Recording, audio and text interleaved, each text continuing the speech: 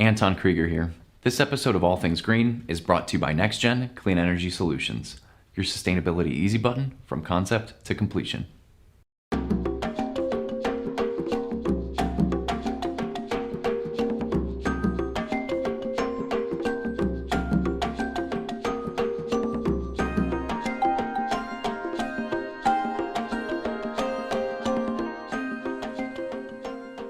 Welcome to All Things Green. I'm Anton, and today I'm joined by a very special guest.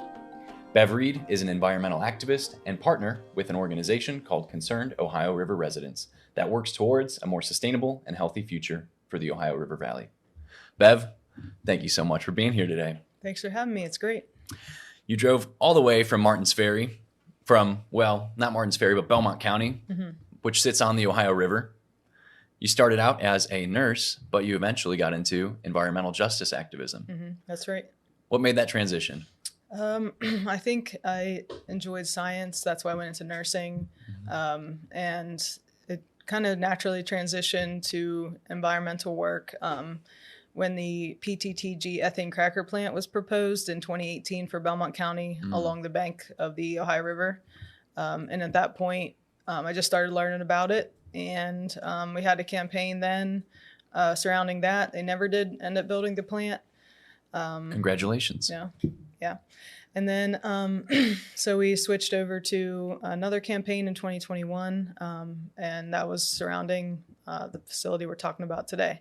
So yeah, public health background, environment, it kind of goes hand in hand. So it makes Absolutely. sense. We talk about the intersection all the time on the podcast. And we also have discussed Austin Master Services, the oil and gas waste facility that you're actually working on right now. We've talked about it with Chief Sill and Justin Nobel. Fill me in on what does that facility do? What are the problems associated, and what's going on with your campaign right now? So it's a facility that takes in oil and gas waste from the region, Ohio, PA, West Virginia, mostly, and they do other states as well, like New York State. And they take in the toxic waste that the industry creates after they frack a well. So they have to do something with all the waste, and it has to go somewhere. So they have shipped it there. It's one of the biggest facilities of its kind, and it takes in everything from sludge to drill cuttings to filter socks, which is like the little tubular sock type thing that the waste goes down through, like in injection wells. So they take that in. And the brine, which is the water that comes from the industry that's also toxic. And they have to take it there and process it and downblend it to make it less radioactive so that they can ship it off to landfills. And if it's a certain level of radioactivity, it has to be shipped all the way to Texas or Utah out in the desert. So right there along the banks of the Ohio River, it's hard to believe, but we have one of these facilities. So that's why it's concerning, because of its location mostly. Like if it were to be in some farmland somewhere where people don't live, like there's not a drinking water source nearby, we wouldn't have been as concerned. But, that's why we started organizing around it, because of its location. Let's dig into that. Where is it located? Martins Ferry, Ohio, Belmont County, 500 feet from the Ohio River and about 1,000 feet from our aquifer, drinking water source that supplies water to like 15,000 people. And the Ohio River supplies drinking water to millions of people, including Cincinnati. So that's pretty insane. So one of the issues is it's situated 500 feet from the Ohio River. And you guys saw a really heavy rainfall earlier this year. Tell me about that situation. So the building's in a floodplain, which is another... They really picked an awesome site for this facility. Yeah, floodplain. So the Ohio River floods a lot and where we're at, because you have all the rain that comes down from the Pittsburgh area and it converges right, all along where we're at. So the flood came up to 42 feet. It crested on April 4th, and it didn't take much rain to make that happen. Only about a week's worth, I believe. So if it would have rained another day, basically, and gotten about 2 more feet rainwater, or I should say river water, then it could have come up completely into that building. And it actually got into the building, but only up to the truck ramp, the entrance ramp.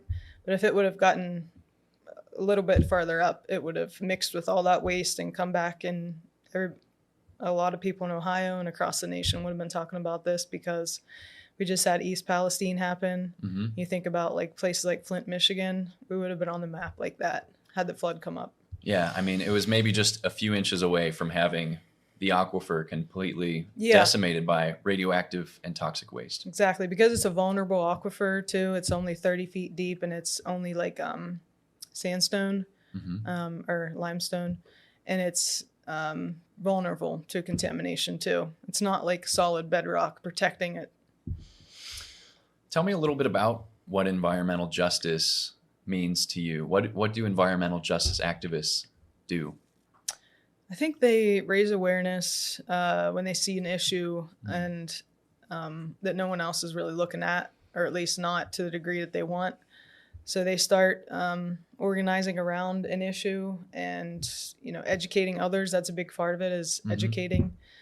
So it's not just like protesting something you don't like, but it's really like digging into the issue and trying to educate others so that you can have a better result. So that's what we had to do. We had to educate people, because a lot of people in the Ohio Valley, it's, an industrial mindset. We've had coal, steel, now fracking. It's resource rich, but not economics rich. So a lot of times the industries will just take the resources and leave a mess behind, which is what they did with coal and steel. Right near my hometown, right near where I played as a kid, there's orange water coming out of the hillside from coal mining. It's called acid mine drainage. So we had that to deal with, and now we have the fracking everywhere. Belmont County has more frack pads than any other county in Ohio. There's like over 1,000 frack pads, I think, or That's maybe it's insane. 800. Oh my gosh. Something like that. And you have injection wells too, of course, although I think like Athens County and Marietta area probably has more. But so yeah, we're used to the pollution, we're used to the toxins. So it's like something like this comes up and it's like, oh, what's the big deal? Like, why are you making such a fuss about this? Yeah. But I think the thing that changed people's minds finally was the flooding that came up in the Attorney General lawsuit. Yeah. Tell me a little about what happened with the Attorney General. There was a lawsuit in March by Dave Yost himself. And the conditions got bad enough inside that they decided to take legal action. And it's really been an issue over the years. The Ohio Department of Natural Resources oversees the facility, but their oversight has been not strong enough. And the company, piled 10,000 tons of waste inside. And they released all their employees right after the ODNR inspection. And then they filed a lawsuit because they knew that the company made their decision to not continue. Your environmental justice has been holding the industry accountable, but also the agencies. When they go in and do inspection reports and it looks like a mess in there, you ask the questions, why does it look like this? Isn't there some way that you're going to come down on the facility, the owner, the way that the operation is run? What's some of the environmental justice concerns for the workers? The workers, that's a good question. They're the most at risk. They're the ones that basically bathe in this stuff every day. They take it home to their families. There's not proper PPE involved. The companies do not require proper protective equipment. I mean, that's a whole issue in itself that needs to be addressed and tackled. But I've talked to countless workers that have told us the same thing.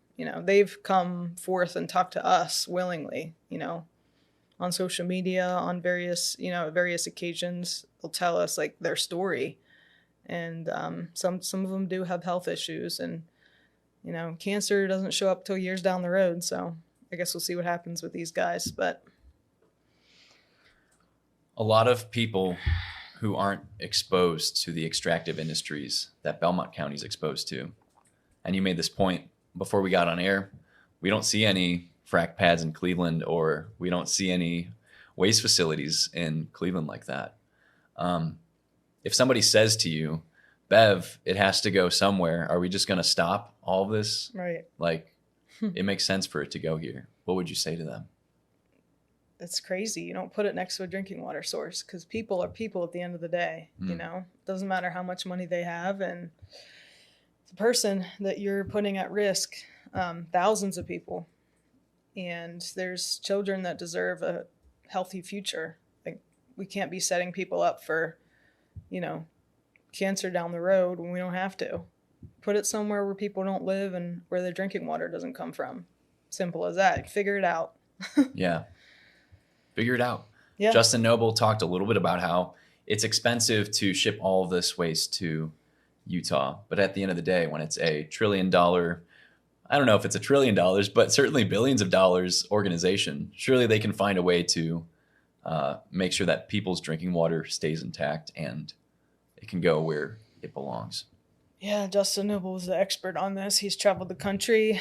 He's compared this industry to other countries, and he found that other countries do have better protections. They have better facilities. They have more environmental awareness. And America needs to start taking notes.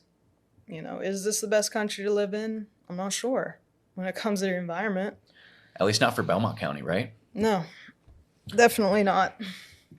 Justin Nobel came out with an article, I think recently, right? Really? It was about, I think it was titled, "Is Radioactivity the Achilles heel of the oil and gas industry?" Do you think it's the Achilles heel? I think so. I mean, radioactivity has been under-researched in the industry, and I think that the regulators need to prove that it's not an issue more than they have. Like, in Europe, they use the precautionary principle. Let's not, put out this thing into the environment or, this product for people to use. We have to prove that it's not going to harm you, and instead of making citizens prove that it did harm them. So, we need to take that to heart in America when we deal with radioactivity and all these other types of chemicals. That just sounds like common sense legislation to me. It does. What's driving decision makers away from common sense legislation? I think the money, the lobbying, Citizens United, things like this that need to change. Even the way we elect presidents, like, why can't we just have whoever has the most votes wins? Why do we have to have, every state is different? That makes no sense. So yeah, that needs to change. And then we can start, once those things can, start to change a little bit, then we'll have some better victories with the environment. But we can't stop the momentum we've gotten, because there's a lot of momentum behind what Justin's doing, what people like Court are doing. And we do have to keep raising awareness. And I think what's happening in Ohio right now is really huge and can continue to grow from here. And by all means, the funders should look to the Ohio River Valley, because this is the epicenter where things are happening right now with the petrochemical industry, with the waste, with the toxic pollution that's been left behind. All of it needs funded, honestly. So I came down to test the Austin Master Services facility a couple weeks ago, and even just standing outside the facility on the road or in the dirt, we were taking our Ludlam meters and we were getting 4 or 5 times background level radiation. Yeah. It's about 40 to 50 counts per minute background level in Ohio. Outside the facility, we were getting upwards of 200. Mm-hmm. That's correct. Tell me a little bit about the Fairmont brine waste facility that you collected dirt from in West Virginia. Yeah, that's important too to mention, because Fairmont brine is a facility that was shuttered years ago. I don't know when exactly, but they used to take in the same type of waste stream, and they do the similar thing there. It's in Fairmont, West Virginia, and it wasn't properly closed. Like, there was no protections around the perimeter to keep people out. So kids will go and party and do things they shouldn't be doing there. And our scientist Yuri Gorby went and took samples, and it showed I don't know the numbers, but it's pretty radioactive.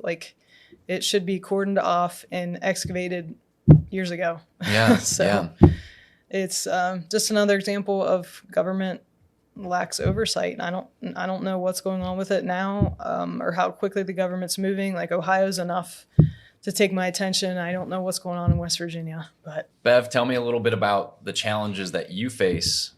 I know that you've approached a lot of residents over the last few years. Yeah. What kind of things are you met with when you tell them about your environmental justice activism? I think sometimes people are, before the lawsuit, before the Attorney General got involved, people were really skeptical. They just, again, it's the industry mindset. It's hard to walk back decades of being polluted and being okay with it or not questioning things.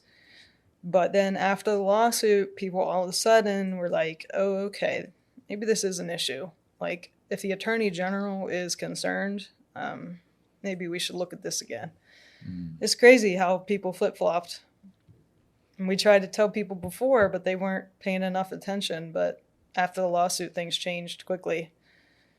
That's one of the sweet victories as an environmental justice activist. Mm-hmm. It feels like for a while you're kind of screaming into the wind, trying to educate residents, trying to educate decision makers, trying to hold agency accountable that knows of the ongoing problems. Right. And then when you get one of those victories, it seems really sweet. Can you tell me a little bit about the victory that came from this lawsuit? So I'd say the victory would be that they're not going to open up again. The lawsuit happened in March. The judge gave a couple of extensions, and he told him you need to clean up the waste or face a jail sentence. And he didn't end up cleaning it up. The waste is still sitting there as we speak. And now the judge wants a bond put in place to clean up the mess, to at least recoup the costs, because the company says that they're broke and they can't afford to clean up the mess. And I have no employees, so we know they're not going to do it. So they actually turned to telling him that he needed to have a bond. About $1.2 million, right? Yeah, to clean it up. But there's estimates that it would cost like $3 million to clean it up, actually, and take months' time to do it. So even if the owner of the facility paid the bond, taxpayers are still out about $2 million. Seems like it. I don't know. You have to ask an expert that, but it seems like it. I mean, I could do the math. If it's estimated about $3 million and the bond is $1.2 million, we're looking at $2 million. And it's sad because that's not even the argument or where the spotlight goes. Mm-hmm. As a taxpayer. Yeah. I want to know that my agencies are working to prevent these problems in the first place. Right. And it sounds like it's negligence that even allowed things to get this bad in the facility. It most certainly. I mean, ODNR, this stuff doesn't pile up overnight or in a week's time. Right. It takes months to get it in there. And, why wasn't there stricter oversight? Why wasn't there a bigger bond put in place in the first place? There was only like $500,000. But if it costs millions of dollars to clean it up, then should there have been more of a bond required to begin with? That, along with stricter regulations, not letting them get away with anything over limit at any time, and radioactivity limits?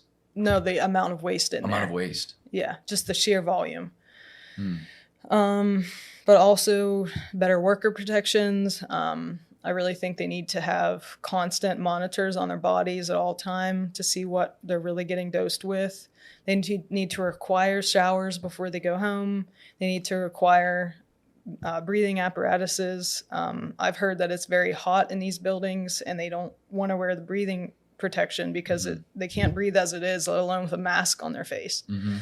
So they just need to have, better all-around situations for these until we can transition off fracking, because it needs to happen. That needs to happen too. I mean, the world's literally on fire. So we need to do that. But in the meantime, can we get better protections and stricter regulations? Yeah. Bev, I think around the time when I first met you, you were working on ODNR having to address T-norm outside the facility. Mm-hmm. Tell me what T-norm is. Tell me why it shouldn't be outside the facility. And tell me what ODNR's response was when you tried to hold them accountable to that. T-norm is technologically enhanced, naturally occurring radioactive material. And it's basically fracking waste. And it comes up to the surface after they frack, and it's left to mix with the environment. And this is where people should go and listen to Justin Nobel's video, right? To learn about it. So you have it on the truck tires. You have it falling off the back of the trucks onto the public roadway. Mm-hmm. You have trucks driving through the scale house to be weighed before they go in. It mixes with the environment, period. It's hard to get this stuff completely contained. and you have a big, huge building that's dilapidated, literally falling in with a leaking roof that they put this stuff in. An old steel mill is what it's in, that already had contamination, including hexavalent chromium and all types of other chemicals already in the groundwater, in the dirt, already there. So they had to add more toxins on top of it. So the United States EPA is now involved again because of citizens. That's a major victory that we got, is getting Region 5 EPA involved. Deborah Shore, the Region 5 EPA director herself, came to meet with citizens twice in the past couple of years in person. And she actually drove past the facilities with us in a rental car. And she wanted to check the place out, and she actually has her team working on it now. Their next step is to come out and do an in-person inspection after they did their preliminary assessment, which is like they go through all the documents that are available and they say, okay, yeah, we need to take a second look at this for a potential Superfund site. So the radioactivity on the ground on the public roadway was over 5 picocuries per gram, which pinged them to investigate. There's these statutory limits. Yeah. If things are exceeding a certain level, Yeah. they're going to be considered a Superfund site. If things are in the public right of way, the agency has to say, how are they going to deal with this in the public right of way? Right. What did ODNR say to you when you said, we did our own testing, T-norm was found in the public right of way? And then is it true that ODNR confirmed that there was T-norm? The Ohio Department of Health, and that's the funny part too, is that the ODNR didn't even do the environmental testing after citizens gathered our own data with the help of a PhD scientist. We had it tested at Eberlein Lab. It's a government lab. And we gave them the results in 2022, and they came out. They didn't come out. They had Ohio Department of Health come out because they're the ones who apparently regulate radioactivity in the public domain. Public domain. And ODNR, I guess, regulates it inside of a facility, but not in the public domain. So makes no sense. So they came out, did their own sampling. They found radioactivity levels actually higher than what we found all over that area. And they had no problem with it. They said, oh, everything's fine. Don't worry about it. But yet that next week, they were excavating the area. They were literally digging dirt out of the area to do something with it. So it's just, we get the runaround from the agencies, and it's extremely frustrating that the Ohio agencies are saying one thing, but yet the US EPA is concerned enough to take action. And we're waiting on them to come do their inspection, and hopefully they come out very soon. I think a lot of people don't realize the runaround that environmental activists get from state agencies, and how there's even maybe not necessarily I'll say it, there's a rift between the federal agencies and the state agencies. Yeah. What's the cause for that rift? I think US EPA has stricter regulations than Ohio. I can't speak for other states. But US EPA looks at a certain criteria, and they're concerned at a certain level, and they'll take action at a certain level, but yet the state waits for it to be something else. Like, I don't get it. But this situation is going to be very interesting to see how this plays out, because you'll have US EPA coming in, taking their own samples, doing their own walkthrough, and they'll have their own report eventually. So they just take a long time. Yeah. Bev, tell me about your next steps in the fight against oil and gas waste facilities. Well, I forgot that I didn't answer one of your questions completely. The victory is that they're not going to, the property owners are not going to lease to another type of this facility again. So we got them to say that they won't actually do that. You know, we didn't directly ask them to do that. It's just like enough concern in the community, the city council, the mayor on board. There have been a lot of concerns swirling around in the area that have caused the property owner to say, okay, we're not going to lease anymore. And the ODNR is actually going to clean it up next week, I believe. Congratulations. And hopefully, so once it's cleaned, then another type of business will go in there. Hopefully it won't be anything toxic. And then or radioactive. And we can, look to the future. So about how many other oil and gas waste facilities are there just in Ohio? Give or take, ballpark. I don't know. I actually don't know. Probably 10? I think there's about 10. Yeah. Okay. Are you going to tackle one of those next? Let's see how I feel. See how you feel. I mean, this work is tiring. This was all work that you did on volunteer time pretty much, right? I mean, yeah, little to no budget. That's correct. Yeah. You have to go into debt a little bit, I think. Just like starting a business. And then if the support comes later, it does, and if it doesn't, then it doesn't. It's kind of like you have to do it when the time's asking for it, and then yeah. I don't know if everyone would take that approach, but what would you tell another person who sees similar issues in their community to say? What advice would you give them? I'd say do your homework on it first. Get all your ducks in a row as far as the facts, and get as much evidence as you can before you start going to council meetings. Because when it comes to things like this, a lot of times the council will be very skeptical of you, but just have some hard-hitting evidence first, and then maybe try to meet with the local officials and get, allies behind you as much as possible, experts if you can, other elected officials if you can, and then, maybe see how they feel, and then go from there. See who your allies are first, because the forces are very big sometimes, but look at what we've accomplished, just a couple of people on the ground. It's amazing. Never thought we could, but we did. Yeah.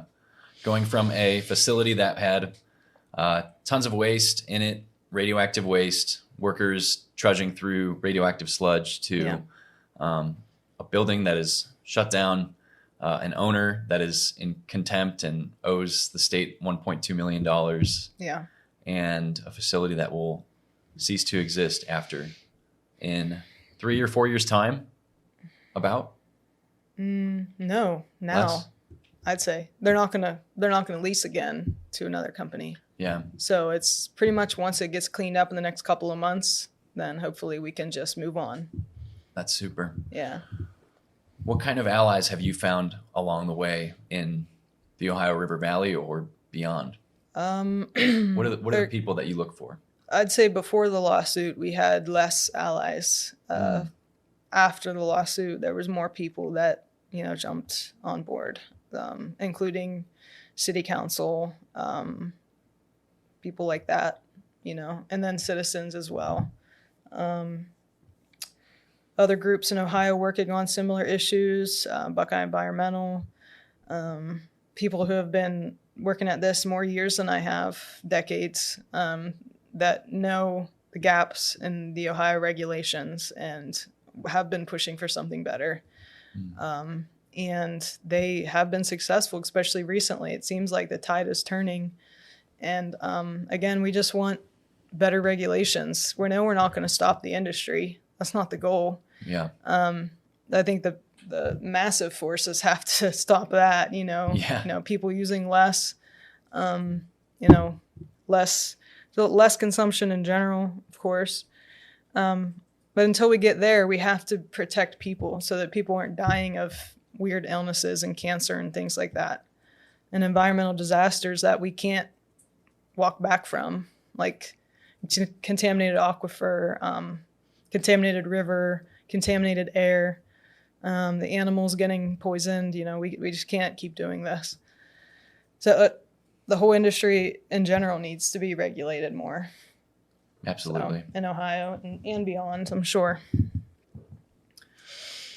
Bev, do you have any final thoughts or words of wisdom about environmental justice, about your feelings on the state of where we're at in the way we view the environment and sustainability? I would say just look around you and see what you can do. There's always something you can do, even if it's small. Try to find like-minded people, or you have to try to convince people, then just let your work show for it. You know, if you, but if you don't make a bunch of allies, that's okay too. You just keep doing it. Someday you might have a victory. Yeah. So. Who are you shouting out at the end of this podcast, Bev? I'd say my dad. He helped with this campaign. He helped to instill a passion for justice and the environment. And, you know, he was a 1970s Vietnam vet, and he's just a great guy. And he cares about, you know, things that like this that are important. And then I'd say Teresa from Buckeye Environmental. She's the one who started this campaign, really. And then Roxanne Groff from Buckeye Environmental, too. She's great person to talk to regarding this stuff, a lot of experience. So, yeah. Bev, thank you so much for sharing your heart on All Things Green Show. I'm going to let our viewers know how they can stay in touch with us. If you'd like to support the show, you can do so on Buzzsprout using the link in our show notes. Fans who will donate will be mentioned on the next episode and have their name listed in the end credits. Be sure to follow us on TikTok at ATG Show and rewatch full episodes on our YouTube channel, All Things Green Show. We'll be back soon, and thank you so much for being a part of the global sustainability movement.